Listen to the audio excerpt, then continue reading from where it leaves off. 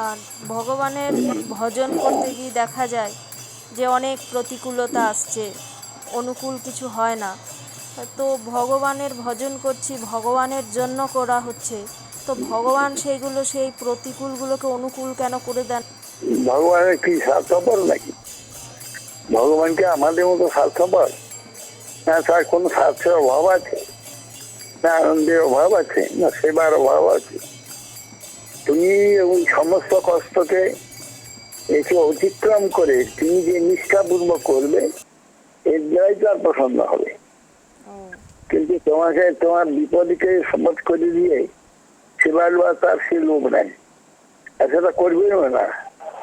তোমাকেই পরীক্ষা করবে যে তুমি পারো কিনা, তুমি করবে কি, ছেড়ে দাও কিনা। দেখা যায় না, হাজার প্রতিকূলেও তুমি অটল আছো, তখনই তুমি শুদ্ধ ভক্তি পাবে।